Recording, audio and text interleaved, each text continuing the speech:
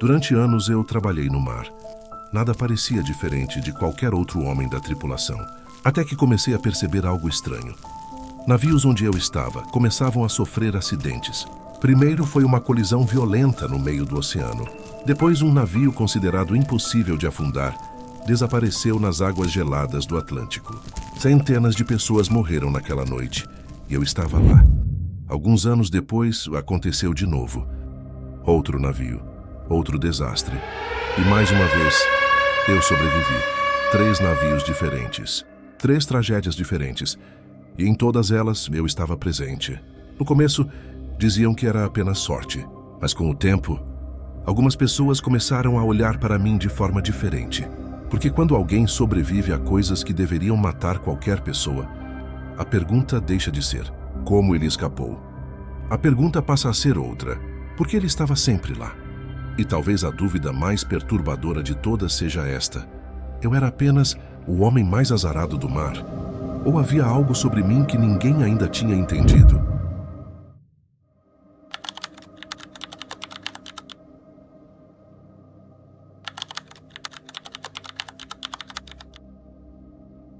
A noite estava calma.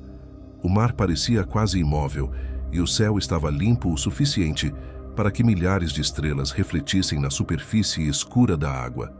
Para a maioria das pessoas a bordo daquele navio gigantesco, aquela viagem parecia apenas mais uma travessia tranquila pelo Atlântico.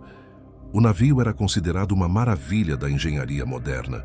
Era enorme, luxuoso e equipado com tecnologias que muitos acreditavam tornar a embarcação praticamente impossível de afundar.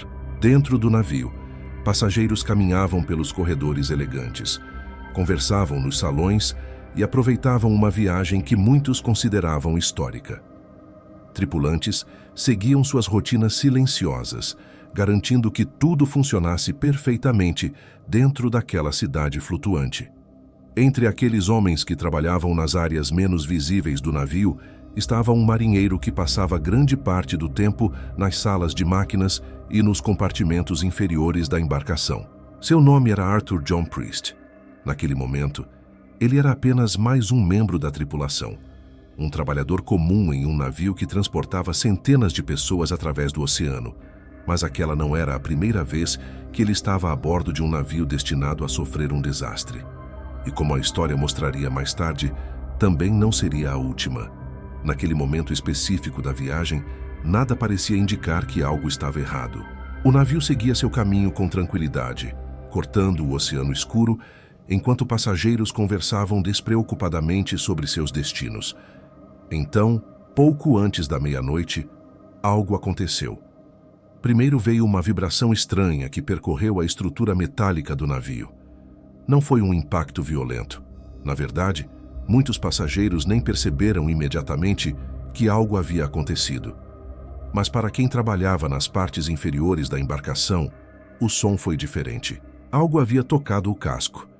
E poucos minutos depois, a situação começou a mudar. Tripulantes começaram a correr pelos corredores. Ordens começaram a ser dadas com urgência. Portas metálicas começaram a ser fechadas e a tripulação passou a examinar rapidamente diferentes compartimentos do navio. Foi então que a notícia começou a se espalhar. O navio havia colidido com algo no oceano. No início, muitas pessoas não pareceram preocupadas. A embarcação era considerada extremamente segura, e colisões menores não eram algo totalmente incomum em viagens marítimas. Mas conforme o tempo passava, um detalhe começou a chamar a atenção de alguns membros da tripulação. Água estava entrando no navio. Devagar, mas de forma constante. Compartimento após compartimento começava a ser invadido pelo oceano. E naquele momento, enquanto passageiros ainda tentavam entender o que estava acontecendo, engenheiros já sabiam que algo muito mais sério havia acontecido. O navio estava condenado. Horas depois, aquela embarcação gigantesca desapareceria nas águas geladas do Atlântico Norte, deixando centenas de mortos e criando uma das histórias mais conhecidas da história marítima. Mas o que torna essa história realmente estranha não é apenas o fato de que aquele homem estava a bordo naquele momento. O que torna essa história incomum é que aquela não seria a única vez que Arthur John Priest estaria presente em um navio condenado. Anos antes daquele desastre, ele já havia vivido outro acidente marítimo. E alguns anos depois, viveria mais um. 3 navios diferentes, 3 desastres diferentes. E de alguma forma, em todos eles, ele estava presente. Entre marinheiros e tripulantes que ouviam essa história anos mais tarde, começaram a surgir comentários curiosos. Alguns diziam que aquilo era apenas coincidência. Outros acreditavam que era simplesmente sorte. Mas havia também quem dissesse algo diferente, que talvez aquele homem carregasse consigo uma espécie de azar impossível de explicar. Porque estar presente em um naufrágio já era algo extremamente raro. Estar presente em 2 era quase inacreditável. Mais 3 desastres marítimos envolvendo navios gigantes, com o mesmo homem a bordo. Para muitos marinheiros que ouviriam essa história depois, aquilo parecia algo quase impossível. E talvez a parte mais estranha de tudo seja que, quando o primeiro desses acidentes aconteceu, ninguém poderia imaginar que aquela seria apenas a primeira de várias vezes em que Arthur John Priest veria um navio desaparecer no oceano. Porque antes mesmo da tragédia do Titanic, ele já havia estado em outro navio que quase terminou da mesma forma, e foi ali que tudo começou. O primeiro acidente, 20 de setembro de 1911, Atlântico Norte. O enorme transatlântico avançava lentamente pelo oceano, enquanto cortava a água com a confiança de uma embarcação considerada uma das mais modernas já construídas. O navio era o RMS Olympic, orgulho da companhia White Star Line, e naquele momento, um símbolo da engenharia naval britânica. Era uma embarcação gigantesca para os padrões da época, projetada para transportar centenas de passageiros entre a Europa e a América com conforto e velocidade. Para muitos que viajavam a bordo, o Olympic representava o futuro da navegação. Para os homens que trabalhavam nas áreas inferiores do navio, no entanto, a rotina era bem menos glamourosa. Arthur John Priest passava grande parte do tempo longe dos luxuosos salões onde os passageiros caminhavam e conversavam. Seu trabalho acontecia nas áreas mais profundas do navio, próximo às caldeiras e às máquinas que mantinham aquela enorme estrutura metálica em movimento constante. Ali, o ar era quente, o barulho das engrenagens era contínuo e o cheiro de carvão e óleo impregnava cada canto do compartimento.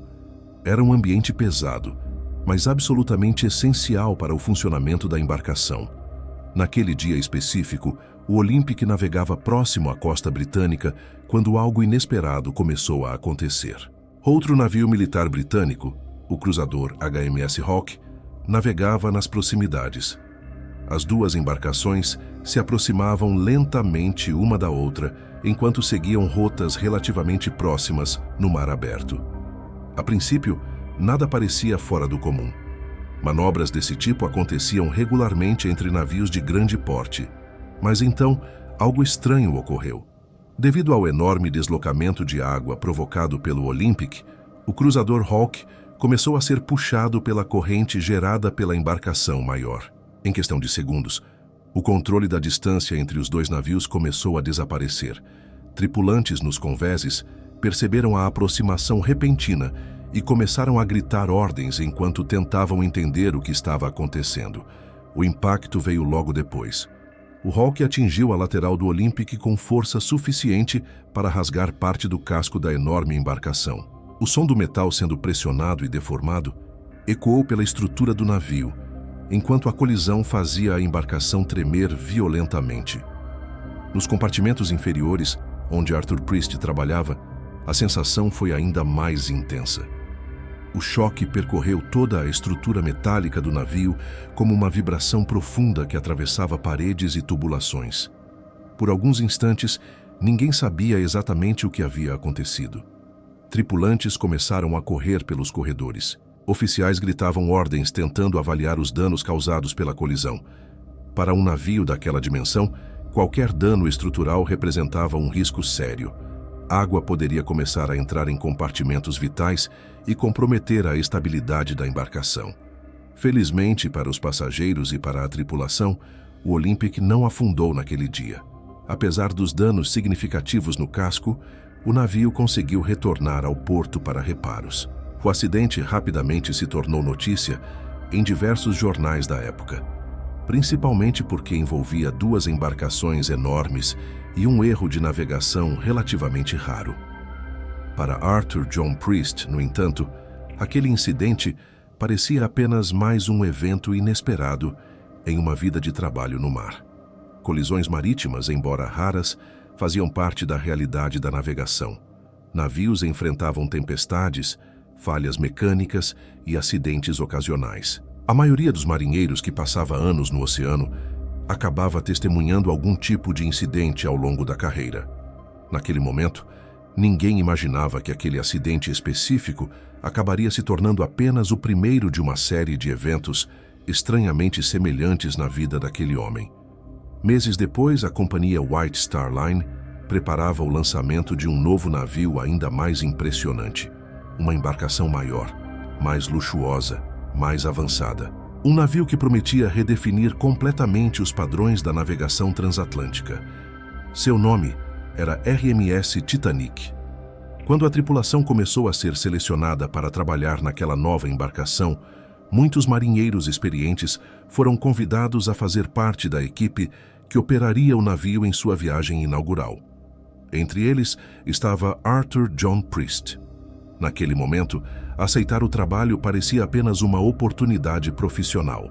Uma chance de trabalhar em um navio moderno, bem pago e considerado um dos mais seguros já construídos. Nenhum dos homens que embarcaram naquela viagem poderia imaginar o que aconteceria alguns meses depois. Porque em abril de 1912, durante a travessia do Atlântico Norte, o Titanic se tornaria um dos naufrágios mais famosos da história. E Arthur John Priest estaria a bordo mais uma vez. A noite do Titanic, 10 de abril de 1912. Southampton, Inglaterra. No porto, uma multidão observava enquanto uma das maiores embarcações já construídas se preparava para iniciar sua primeira viagem. O navio era o RMS Titanic, orgulho da companhia White Star Line e símbolo máximo da engenharia naval da época. Com mais de 200 metros de comprimento, múltiplos convéses luxuosos e sistemas considerados extremamente avançados para o período, o Titanic havia sido projetado para transportar passageiros entre a Europa e os Estados Unidos com conforto, velocidade e segurança sem precedentes.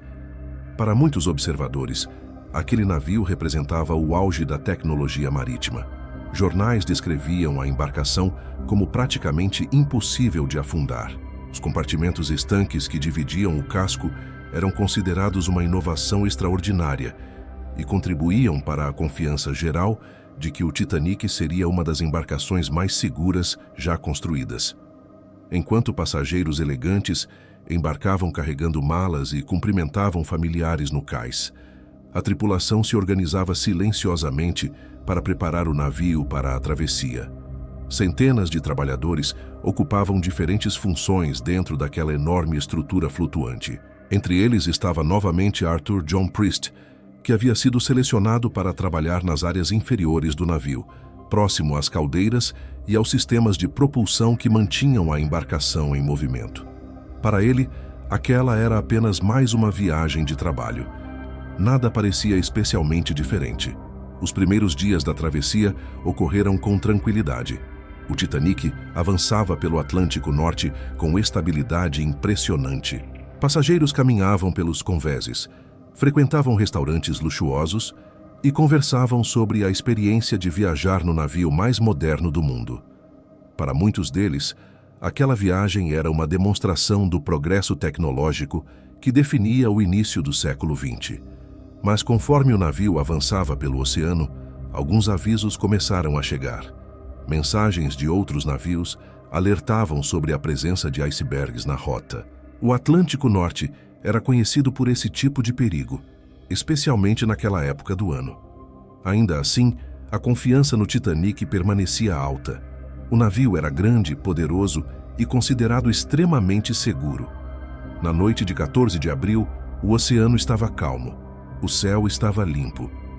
A água refletia as estrelas com uma clareza quase inquietante. Era o tipo de noite silenciosa que fazia o oceano parecer infinito. Pouco antes da meia-noite, vigias posicionados no alto do mastro observavam atentamente o horizonte escuro à frente do navio. A visibilidade parecia boa, mas a ausência de ondas tornava os icebergs mais difíceis de identificar à distância. E então algo apareceu. Uma enorme massa escura surgiu diretamente no caminho do Titanic. Um iceberg. O aviso foi enviado imediatamente para a ponte de comando. Oficiais tentaram realizar uma manobra rápida para evitar a colisão, ordenando que o navio virasse e reduzisse velocidade. Mas o Titanic era grande demais, pesado demais. A manobra não foi suficiente. Às 23h40 da noite de 14 de abril de 1912, o casco do Titanic raspou contra o iceberg. O impacto não foi uma explosão dramática. Na verdade, muitos passageiros quase não perceberam o que havia acontecido. Mas abaixo da linha d'água, algo muito mais sério estava ocorrendo. O gelo havia rasgado parte do casco da embarcação. Compartimento após compartimento, começou a ser invadido pelo oceano.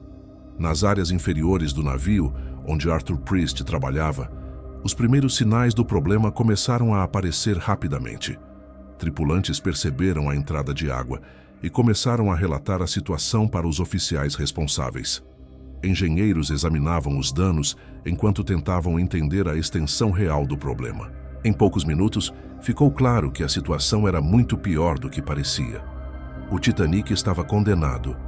Oficiais começaram a organizar a evacuação do navio enquanto passageiros tentavam compreender o que estava acontecendo. Botes salva-vidas começaram a ser preparados nos convéses superiores, enquanto ordens eram dadas em meio a um clima crescente de confusão e preocupação. Muitas pessoas ainda acreditavam que o navio não poderia afundar. Mas nas salas de máquinas e nos compartimentos técnicos, a realidade era diferente. A água continuava entrando. Compartimentos continuavam sendo inundados. E lentamente, quase imperceptivelmente no início, o Titanic começou a inclinar. Durante as horas seguintes, a embarcação gigantesca começou a desaparecer no oceano. Quando finalmente afundou nas águas geladas do Atlântico Norte, mais de 1000 pessoas haviam perdido a vida. Foi uma das maiores tragédias marítimas da história. Mas entre os sobreviventes daquele desastre estava novamente Arthur John Priest. Para muitos marinheiros que ouviriam essa história anos depois, aquilo já parecia uma coincidência impressionante. Um homem presente na colisão de um navio gigantesco e depois sobrevivente do naufrágio mais famoso do mundo. Mas o que ninguém imaginava naquele momento é que aquela história ainda não havia terminado. Porque alguns anos depois, durante a Primeira Guerra Mundial, Arthur Priest embarcaria em outro navio. Um navio que também acabaria desaparecendo no oceano. Seu nome era HMHS Britannic. E mais uma vez, Arthur John Priest estaria a bordo quando o desastre acontecesse. O terceiro navio, 21 de novembro de 1916, Mar Egeu, próximo à costa da Grécia. O mundo estava no meio da Primeira Guerra Mundial. Durante aqueles anos, muitos navios civis haviam sido transformados em embarcações militares ou hospitalares para apoiar o esforço de guerra. Entre eles estava um enorme transatlântico que originalmente havia sido construído para transportar passageiros entre continentes, mas que agora desempenhava uma função completamente diferente. O navio era o HMHS Britannic. Assim como o Titanic e o Olympic, o Britannic fazia parte da mesma classe de navios gigantes construídos pela White Star Line. Ele havia sido projetado originalmente como um transatlântico de luxo, mas com o início da guerra foi rapidamente convertido em um navio hospital. Seu casco foi pintado de branco, grandes cruzes vermelhas foram adicionadas às laterais e o interior foi adaptado para receber soldados feridos que precisavam ser transportados para tratamento médico. Naquela manhã de novembro, o Britannic navegava pelo Mar Egeu, transportando médicos, enfermeiras e tripulantes que operavam a embarcação. O clima parecia tranquilo e a viagem ocorria sem grandes incidentes. Para muitos a bordo, aquele era apenas mais um dia de trabalho em um navio-hospital que já havia realizado diversas missões durante o conflito. Entre os tripulantes estava novamente Arthur John Priest. Anos haviam se passado desde o naufrágio do Titanic. Para muitos homens que sobreviveram àquela tragédia, retornar ao mar parecia algo impensável. Mas para marinheiros profissionais, o oceano continuava sendo parte da vida. Priest havia continuado trabalhando em navios e, naquele momento, servia como membro da tripulação do Britannic. Naquela manhã específica, nada parecia indicar que algo estava prestes a acontecer. O navio avançava lentamente pelo mar, enquanto a rotina diária seguia normalmente. Tripulantes caminhavam pelos corredores, médicos organizavam equipamentos e enfermeiras preparavam espaços para possíveis pacientes. Então, pouco depois das 8 da manhã, algo mudou. Uma explosão violenta sacudiu o navio. O impacto percorreu a estrutura metálica da embarcação com força suficiente para derrubar pessoas no chão e fazer objetos deslizarem pelos corredores. Nos primeiros segundos, ninguém tinha certeza do que havia acontecido. Mas, rapidamente, ficou claro que o Britannic havia atingido algo no mar. Mais tarde, investigações indicariam que o navio provavelmente havia colidido com uma mina naval alemã escondida sob a superfície da água. O efeito foi devastador. A explosão abriu uma enorme brecha no casco da embarcação e a água começou a invadir os compartimentos inferiores com rapidez alarmante. Oficiais tentaram avaliar os danos, enquanto ordens de evacuação começaram a ser transmitidas para diferentes áreas do navio. A situação se tornava crítica rapidamente. Apesar de ser um navio enorme, o Britannic estava sendo inundado em um ritmo muito mais rápido do que o Titanic anos antes. A explosão havia causado danos extensos e a água continuava entrando sem controle. Tripulantes começaram a preparar botes salva-vidas, enquanto médicos e enfermeiras tentavam ajudar pessoas feridas pela explosão inicial. O ambiente dentro do navio rapidamente se transformou em uma mistura de urgência, confusão e medo. Para aqueles que estavam a bordo, a percepção do perigo crescia a cada minuto. O navio estava afundando, e estava afundando rápido. Enquanto alguns botes eram lançados ao mar, a tripulação tentava manter a ordem e coordenar a evacuação da melhor forma possível. Mas o tempo era extremamente limitado. Diferente do Titanic, que levou horas para desaparecer no oceano, o Britannic estava afundando em menos de 1 hora. A inclinação do navio aumentava rapidamente. Corredores começavam a se encher de água. Compartimentos inteiros desapareciam sob o nível do mar. No meio daquele caos, Arthur John Priest conseguiu alcançar um dos botes salva-vidas que estavam sendo lançados para longe da embarcação. Pouco tempo depois, o Britannic começou a desaparecer sob a superfície do mar. A enorme estrutura branca inclinou-se dramaticamente antes de afundar completamente nas águas do mar Egeu. Em menos de 55 minutos, o maior navio já perdido durante a Primeira Guerra Mundial havia desaparecido. Mais uma vez, Arthur John Priest estava entre os sobreviventes. Para quem ouvisse aquela história anos depois, aquilo já parecia quase impossível de acreditar. Um homem presente em um grande acidente marítimo. Depois, sobrevivente do naufrágio do Titanic. E agora também sobrevivente da explosão e afundamento do Britannic. 3 navios gigantes, 3 desastres marítimos. E em todos eles, o mesmo homem. Entre marinheiros e tripulantes que ouviam essa história, começaram a surgir comentários curiosos. Alguns diziam que aquilo era apenas uma sequência absurda de coincidências. Outros acreditavam que Priest simplesmente tinha uma sorte impossível de explicar. Mas havia também quem dissesse algo diferente, que talvez aquele homem carregasse consigo algo estranho, porque sobreviver a um desastre marítimo já era algo extremamente raro. Sobreviver a 2 era quase inacreditável. Mas 3 navios diferentes, 3 desastres diferentes, todos envolvendo o mesmo homem? Para muitos marinheiros da época, aquilo parecia algo quase impossível. E com o passar dos anos, a história de Arthur John Priest começou a se espalhar entre trabalhadores do mar. Alguns passaram a chamá-lo de um homem incrivelmente sortudo. Outros usavam um termo diferente. Diziam que ele era o homem que sempre estava presente quando algo dava errado. E com o tempo, alguns capitães começaram a evitar colocá-lo em suas tripulações. Não porque acreditassem que ele causava acidentes, mas porque ninguém queria descobrir se aquela sequência de desastres ainda não havia terminado. Após o afundamento do HMHS Britannic, muitos dos sobreviventes foram resgatados por embarcações próximas e levados para a costa grega. A tragédia rapidamente se tornou mais um episódio marcante da guerra no mar.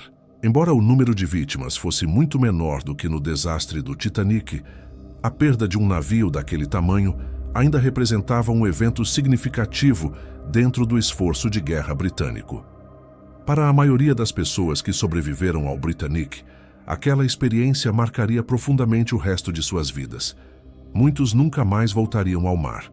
Alguns simplesmente não conseguiam imaginar embarcar novamente em uma embarcação, depois de testemunhar algo tão violento quanto um navio gigantesco desaparecendo em menos de uma hora. Mas Arthur John Priest parecia diferente.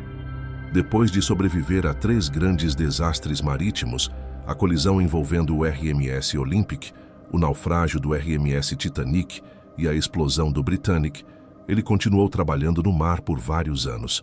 Para ele, o oceano ainda era parte da vida. Mesmo assim, sua reputação entre marinheiros começou a mudar. Histórias sobre sua presença nesses desastres começaram a circular entre tripulações e portos. Para alguns, aquilo era apenas uma coincidência extraordinária. Para outros, parecia algo muito mais estranho. Entre marinheiros, histórias incomuns costumam se espalhar rapidamente. Em tavernas próximas aos portos e em conversas entre tripulantes, o nome de Arthur John Priest começou a aparecer repetidamente sempre que alguém mencionava grandes acidentes marítimos do início do século. Alguns o chamavam de um homem incrivelmente sortudo. Outros usavam uma descrição diferente. Diziam que ele era o homem que sempre sobrevivia. Com o tempo, essa reputação começou a criar uma situação curiosa. Embora Priest fosse um trabalhador experiente e competente, alguns capitães passaram a hesitar antes de aceitá-lo em suas tripulações. Não porque acreditassem que ele causava acidentes, mas porque ninguém queria descobrir se aquela sequência de eventos ainda poderia continuar. Para muitos marinheiros, o oceano já era imprevisível o suficiente. Não havia motivo para desafiar ainda mais o destino. Apesar dessas histórias, Arthur John Priest continuou sua vida de forma relativamente tranquila. Ele trabalhou em diferentes embarcações ao longo dos anos seguintes e, eventualmente, deixou o mar para viver uma vida mais calma em terra firme. Décadas depois, quando historiadores começaram a revisitar registros antigos de grandes desastres marítimos, o nome de Priest apareceu repetidamente em documentos diferentes, listas de tripulação, relatórios de acidentes, registros de sobreviventes. O mesmo nome surgia em momentos que pareciam separados por anos e por circunstâncias completamente diferentes. Para muitos pesquisadores, aquilo parecia apenas uma coincidência estatística extremamente improvável. Para outros, a sequência de eventos parecia quase inacreditável, porque estar presente em um grande desastre marítimo já era algo extremamente raro. Estar presente em 2 era algo que poucos poderiam imaginar. Mais 3. 3 navios gigantes envolvidos em acidentes históricos, todos com o mesmo homem a bordo. Mesmo hoje, mais de um século depois, a história de Arthur John Priest ainda é mencionada sempre que alguém fala sobre coincidências extraordinárias no mar. Alguns dizem que ele foi simplesmente um homem extremamente azarado. Outros acreditam que ele foi incrivelmente sortudo por ter sobrevivido a situações que custaram a vida de milhares de pessoas. Talvez a verdade esteja em algum lugar entre essas 2 interpretações, porque o oceano sempre foi um lugar onde o destino pode mudar em questão de segundos. Tempestades surgem sem aviso, icebergs aparecem no caminho de navios gigantes, explosões podem transformar uma embarcação inteira em um desastre em poucos minutos. E quando essas coisas acontecem, o que separa sobreviventes de vítimas, muitas vezes, depende de fatores impossíveis de prever. Lugar, momento, coincidência. Arthur John Priest viveu em uma época em que a navegação marítima estava mudando rapidamente. Navios se tornavam maiores, mais rápidos e mais complexos. A confiança na tecnologia crescia a cada nova embarcação construída, mas sua história também serve como um lembrete curioso de que, mesmo nos navios considerados mais avançados de sua época, o oceano ainda tinha a última palavra. E talvez seja por isso que, mais de 100 anos depois, a história daquele marinheiro ainda chama tanta atenção. Porque quando um homem sobrevive a 3 desastres marítimos que entraram para a história, a pergunta inevitável continua sendo a mesma. Foi apenas coincidência?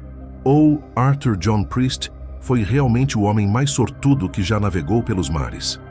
Anos depois do naufrágio do HMHS Britannic, a história de Arthur John Priest continuava circulando entre marinheiros que trabalhavam nas rotas do Atlântico. Nos portos da Inglaterra, em tavernas frequentadas por tripulações e em conversas entre homens que passavam a vida no mar, seu nome aparecia repetidamente sempre que alguém mencionava grandes desastres marítimos. No início, muitos tratavam a história apenas como uma curiosidade. Um marinheiro que havia sobrevivido ao RMS Titanic já seria algo impressionante por si só. Mas quando alguém acrescentava que ele também estava presente no acidente envolvendo o RMS Olympic e depois no afundamento do Britannic, a conversa normalmente mudava de tom. Alguns riam, outros ficavam em silêncio, porque para homens acostumados com os perigos do mar, coincidências desse tipo pareciam difíceis de ignorar. A vida de um marinheiro sempre envolveu riscos. Tempestades, falhas mecânicas, colisões e incêndios eram ameaças constantes em navios da época. Mas a probabilidade de um único homem estar presente em 3 desastres marítimos, envolvendo alguns dos maiores navios do mundo, parecia quase impossível de calcular. Com o passar dos anos, a reputação de Arthur John Priest começou a crescer de maneira curiosa. Alguns tripulantes passaram a dizer que ele era o homem mais sortudo que já havia trabalhado no mar. Afinal, sobreviver a situações que mataram centenas de pessoas não era algo comum. Outros usavam uma interpretação completamente diferente. Entre alguns marinheiros, surgiu a ideia de que talvez Priest fosse exatamente o oposto de sortudo. Por quê? Se ele sempre estava presente quando algo dava errado, talvez fosse melhor não estar por perto. Esse tipo de superstição não era incomum entre trabalhadores do mar. Durante séculos, marinheiros desenvolveram uma cultura cheia de crenças curiosas sobre sorte, azar e presságios ligados à navegação. Certos objetos eram considerados sinais de má sorte. Algumas datas eram evitadas para iniciar viagens, e histórias sobre pessoas associadas a desastres frequentemente se espalhavam rapidamente entre tripulações. Em algum momento, Arthur John Priest passou a ser visto por alguns capitães como um homem que talvez carregasse consigo um tipo de azar difícil de explicar. Não existia nenhuma evidência real de que sua presença causasse qualquer problema. Na verdade, todos os registros indicavam que ele era apenas um trabalhador competente, fazendo seu trabalho normalmente. Mesmo assim, em algumas ocasiões, capitães preferiam evitar incluí-lo em suas tripulações. Era mais fácil escolher outro marinheiro do que correr o risco de alimentar histórias estranhas entre homens que já viviam em um ambiente naturalmente perigoso. Apesar disso, Priest continuou trabalhando no mar durante vários anos. Ele serviu em diferentes embarcações e participou de diversas viagens sem que nenhum outro grande desastre acontecesse. Com o tempo, sua história começou a perder um pouco da intensidade que tinha logo após os naufrágios. Novas gerações de marinheiros surgiam, novos navios eram construídos e o mundo marítimo continuava evoluindo. Mas o nome de Arthur John Priest nunca desapareceu completamente. Em arquivos históricos e registros de tripulação, ele continuava aparecendo ligado a alguns dos maiores acidentes marítimos do início do século XX, e sempre da mesma forma, como sobrevivente. Décadas mais tarde, quando historiadores começaram a analisar registros detalhados da navegação daquela época, a sequência de eventos envolvendo Priest voltou a chamar atenção. Pesquisadores perceberam que seu nome aparecia repetidamente em momentos críticos da história marítima. Primeiro no acidente envolvendo o Olympic, depois no desastre do Titanic e finalmente no afundamento do Britannic durante a guerra. 3 navios, 3 desastres, 3 momentos que entraram para a história, e em todos eles, o mesmo homem estava presente. Mesmo hoje, mais de um século depois, historiadores ainda mencionam Arthur John Priest quando discutem coincidências extraordinárias no mar. Alguns veem sua história apenas como um exemplo curioso de probabilidade extrema. Outros acreditam que ela representa algo mais simbólico sobre a natureza imprevisível da navegação no início do século XX. Porque naquela época, apesar de toda a confiança na tecnologia e no avanço da engenharia naval, o oceano ainda era um ambiente onde qualquer viagem poderia se transformar em uma tragédia inesperada. E talvez seja justamente isso que torna essa história tão fascinante. Não é apenas o fato de que Arthur John Priest sobreviveu a 3 grandes desastres marítimos, é o fato de que ele estava lá, sempre presente, sempre trabalhando, sempre fazendo parte da tripulação de navios que, em algum momento, acabariam entrando para a história pelos motivos mais trágicos possíveis. E essa é uma coincidência que, mesmo depois de tantos anos, ainda faz muitas pessoas se perguntarem a mesma coisa. Se aquela sequência de eventos foi apenas uma improbabilidade extraordinária, ou se de alguma forma difícil de explicar, Arthur John Priest realmente foi o homem que parecia sempre estar presente quando o oceano decidia mostrar sua força.